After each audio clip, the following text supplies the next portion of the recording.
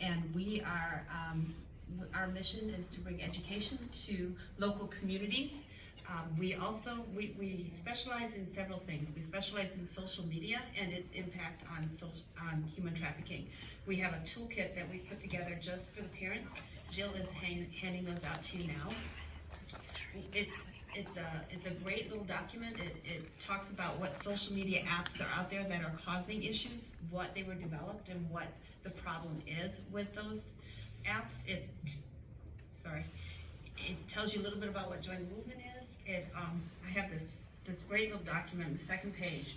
It says, how can you tell if your child is ready for a cell phone? Now, I have 3 sons. My youngest is 22, my middle son is 24, my oldest is 27. And it says down here, your child is not ready for a cell phone if you are still listening to their inappropriate bathroom humor. So I called each one of my sons and said, you're not old enough to have a cell phone. Based on that, they laughed at me. They didn't think that was very funny. I guess they did, really. There's a lot of information here, how to have a conversation about social media with your teen. Again, the middle 2 pages are about the apps and why they're dangerous. We have tips for internet safety. And then the last 2 pages are 2 of my favorite documents that we provide for parents. If you have an Apple or an Android phone, it gives you step-by-step instructions on how to limit their screen time. One of the things we encourage is that the teens, they do not need to keep their phones overnight. There's no reason for it. And they're going to look at you and say, but I need it for my alarm clock. Well, buy them an alarm clock, because the only people that are on cell phones late at night are those that are predators who are trying to get at our kids. And social media has become the new mall. It is so easy to gain access to our kids through social media. We have gaming systems, Fortnite, Minecraft, are big games that the kids are all playing. And when my kids were growing up, my house was the house that they liked to hang out in. All the friends came, they played pool, they played, I have 50,000 Nerf guns at my house.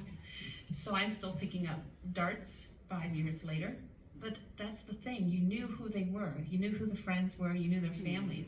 Now they're playing these games online, they're playing on social media, and you have no idea who they're inviting into your own living room.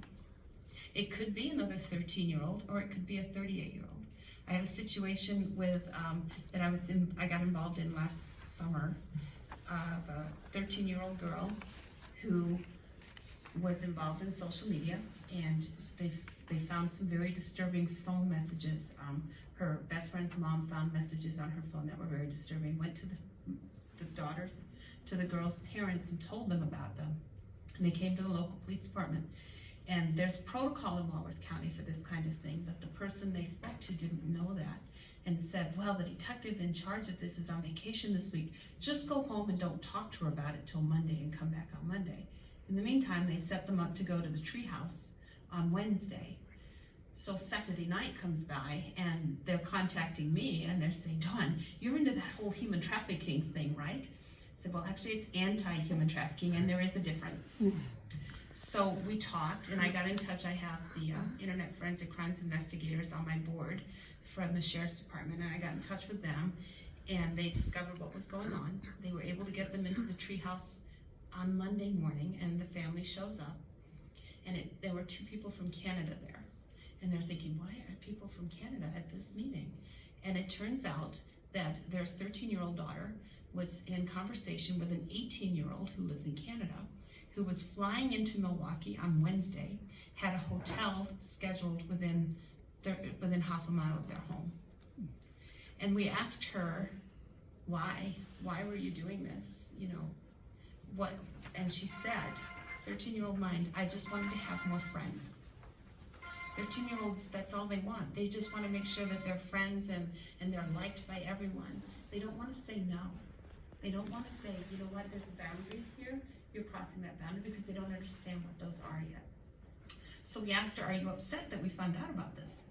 And she said, oh no, it escalated so fast, I did not know what to do. I'm grateful that you were able to stop this, because I didn't know how to stop it. Our kids, they just want to be friends. So they go on TikTok. They go on all these fun apps that you're going to read about. TikTok used to be known as Musical.ly, which is a video, you make your own videos, you post them online anonymously. and you get 3,000, 4,000, 5,000 likes on one video that you've made. And that's great because now they're really popular, right? Isn't that what we all want? We want to be popular, we want to be liked, we want to have lots of friends. And that's what the kids are doing, they're doing this. What they don't understand is that the predators are on there looking at these things as well. And they're looking at, hey, she's kind of cute. I wonder if I, made that little suggestion, if she pulled her midriff up a little bit, showed off a little bit more for her stomach. I wonder if she'd do that. Do you think she would? Maybe. What do you think they're really looking for in those videos, though? They're looking at ways to identify her kids. So she's in her bedroom and she's making a video on her favorite song. What are they looking for? They're looking for that poster behind her that says Badger High School volleyball team, or Badger High School cheerleader, or football. If I go to one of those games, will I find her there? Hey, I think I recognize that coffee shop. If I go there, do you think I might find her there? They're looking at ways to identify our kids and to gain access to them. So our kids, they get mad at the parents. Have you ever had parents here? Whose child has ever been mad at them? Right? It's allowed. The kids are allowed to be mad at their parents. It's okay. The problem we have, when I was growing up, I could be mad at my parents and I'd tell my best friend. It wasn't on social media. Now, they're putting it on social media. My parents, I hate my parents, they don't understand me. Well, these predators have algorithms that are seeking out these phrases.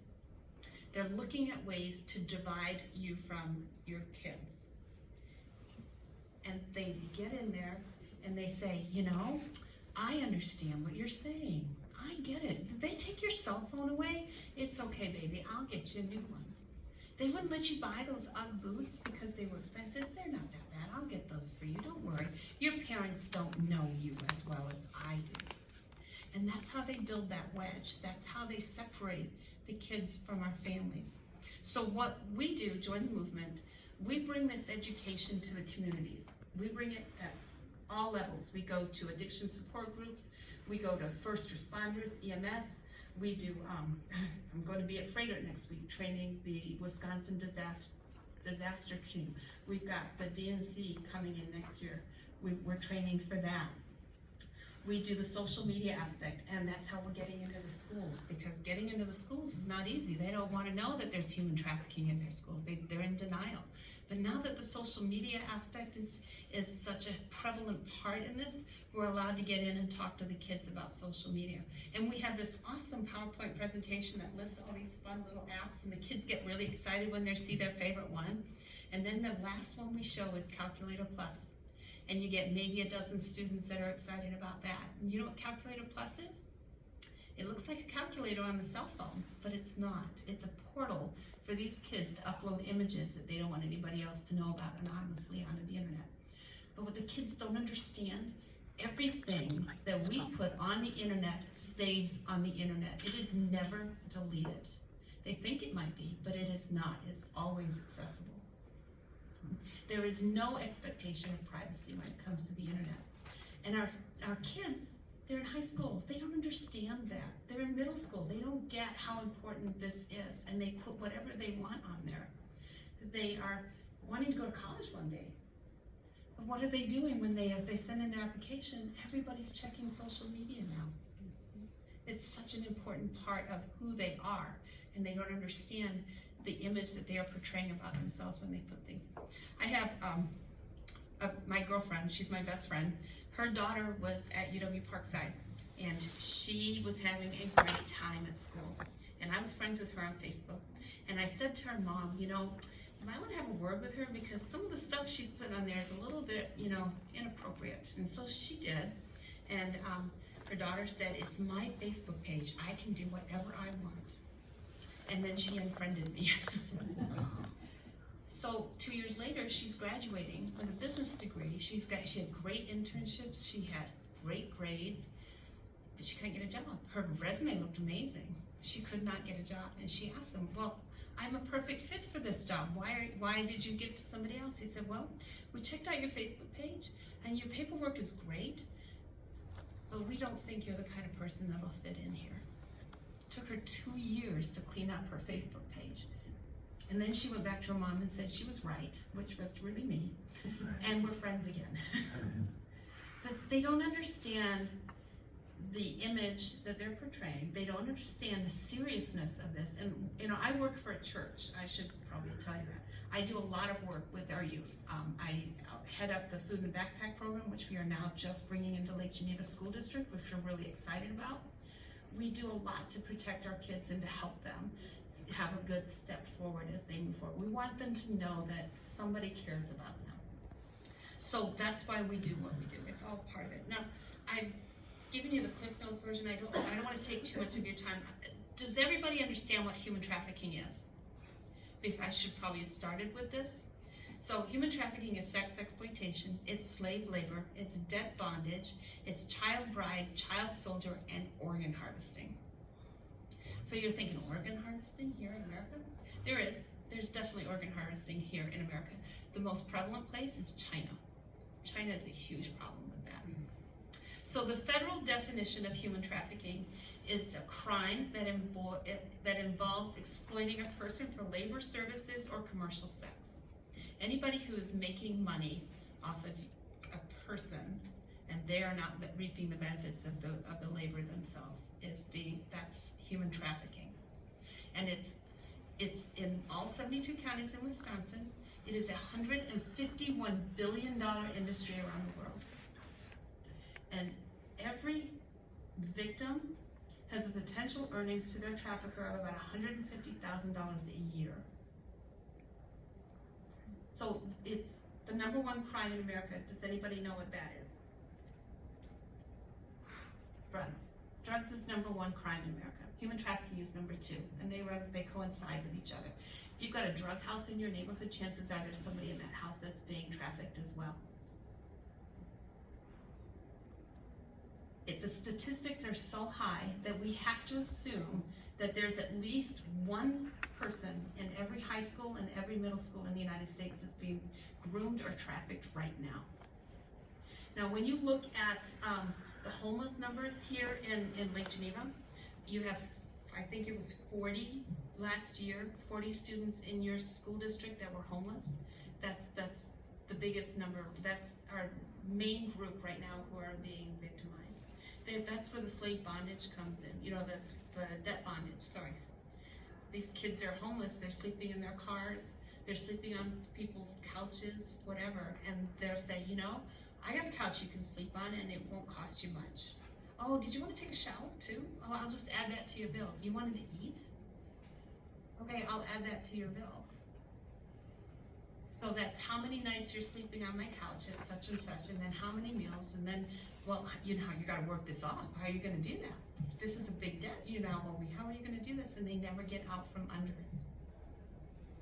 And they're going after our kids that are most vulnerable. Our most vulnerable are those in the foster care, group homes, chronic runaways, homeless, undocumented kids that are taken. They're not reported because the parents are afraid to report them because they're undocumented. Our Native Americans, they are their own nation, and they don't track their own kids. So when the girls are gone, or the boys, it's not just girls, it's boys too, nobody notices. They don't have a support network. So that's why we do what we do. We bring this into the community level, and we bring this information. I've just been asked to put a program together for the airlines, so that's in development now as well. We have a program that is also in development for parents of children from the ages of 2 to 9. When I was growing up, it was all about stranger danger, right? It's not stranger danger anymore. 95% of the kids who are taken by someone they know and love, or are forced in through a family member. I have a friend in the FBI who was telling me 3 years ago there was a sting operation in northern Wisconsin. There were 112 victims rescued and 84 traffickers were arrested. One of the victims was 3 months old and her sister was 5, and they were sold by a family member for drug money. I'm not giving you this information because I want to scare you. I'm giving you this information because you need to be educated, and we can make a difference as a community. The only way law enforcement is going to be able to stop this and eradicate this problem is if we as a community help them. And we look for the indicators, we look for the, you know, and report it. If you see something, say something.